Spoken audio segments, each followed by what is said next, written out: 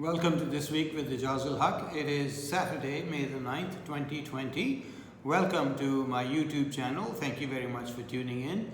My request to those of you who have not subscribed to this channel yet, please do so.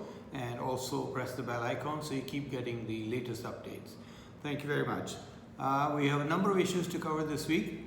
We'll start with the Corona update in Pakistan. Number of cases so far is 27,000. Of those, 8,000 have recovered and gone home, and the number of deaths is 612 as of this morning. Now, this compares with 273,000 deaths around the world. So Pakistan, although its population is 3.14% of world population, the deaths are only 0.22%. So it's still somewhat under control, although the numbers have been rising lately. But it seems that we may peak by the end of May and then start declining numbers from there. The lockdown has been eased effective today. Individual shops are allowed to open. Big malls, cinema halls, banquet halls, they're not allowed to open yet. And the hours are being decided by the provinces. The federal government had agreed on from an early morning Sehri time to 5 p.m. Sindh government has decided on 8 a.m. to 5 p.m. So some economic activity should be back to more or less normal very soon. Another issue that came up with this coronavirus is the board exams for metric and FA level exams. Because of the situation, it's been decided that the schools and colleges will remain closed till the 15th of July, and the students will be promoted to their next grade based on their previous year's performance. So for instance, the metric exam, the students will be passed based on their 9th class exams, and for university admissions, the 11th grade students' results would count for the 12th grade for admission purposes. So 15th of July is when the schools and colleges open again. Last week I'd mentioned Mr. Shahbaz Sharif making a tall claim about having a commitment to become Prime Minister even before the elections. It seems that he may have overspoken, as he's been trying to walk that back all week, and some of his party members, close party members, have been trying to convey to the public, well, he didn't really say this, he didn't really say that, but it seems that he may have put his foot in the mouth. Anyway, enough of that. The government, Imran Khan government, has come up with a program to overhaul the bureaucracy. This is the first time that a major overhaul is being implemented. So all bureaucrats who have served for 20 years, they will have to go through various tests before they can be promoted to the next grade. And if any of them have corruption charges against them, any of them have negative reports, they will all be retired after 20 years. Only those who meet the highest standards will move to grade 21 and into next grades. The Prime Minister also took notice of some of the ministries being very lackadaisy as to not fully implementing cabinet decisions. So red letters have been issued to 16 ministries. This is a sign of danger, because it means that if they don't pull up their socks, then the ministers might be in trouble.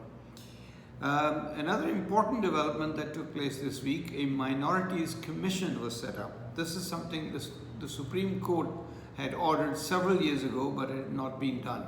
But this government has implemented that decision. Minorities commission, the purpose is for minorities to have proper representation and to safeguard their rights. So this commission comprises of 3 from the Hindu community, 3 members from the Christian community, 2 members from the Sikh community, 1 from Parsi, and 1 from Kailash community in the north. The chairman of this commission is from the Hindu community. There are also 2 Muslim members who will be part of this commission in order to coordinate with the Minority Commission and to see how they can be helped. So this is a good thing, and minorities' rights should be protected. Economy around the world has taken a big hit as a result of coronavirus. US unemployment numbers have really shot up. They were expected to be 16%, but they've come out of 14.4%. It's a rise of 10% in 1 month, and it may still continue further. The issue is, will the Western economies recover sufficiently to go back to those levels that they were at before the coronavirus? This is disturbing for the rest of the world because the USA was the biggest import hub for the world, and if they are not able to import the same way, or Europe for that manner, then the countries that are producing will be in trouble. In Pakistan, the advantage of the coronavirus is the imports have reduced. So the current account deficit has almost been wiped out.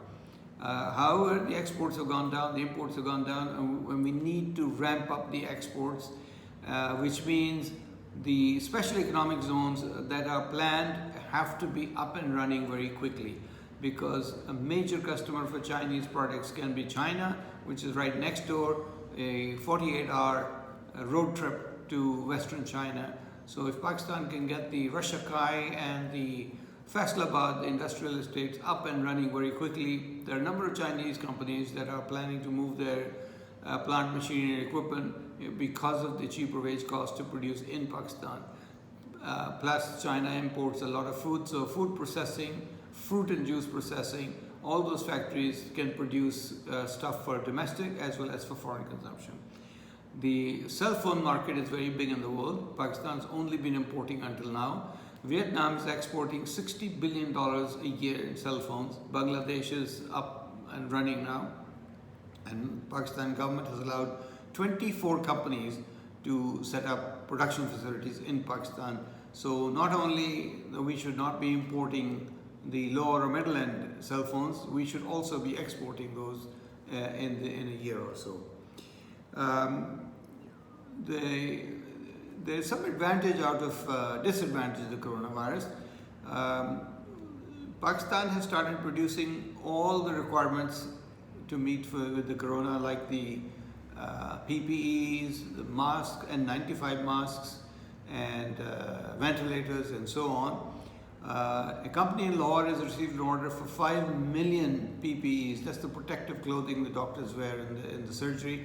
And a company in Karachi has received an order for 1 million masks from France. So there's potential for new markets and new products. Hopefully that takes off. The government had set up a debt review commission.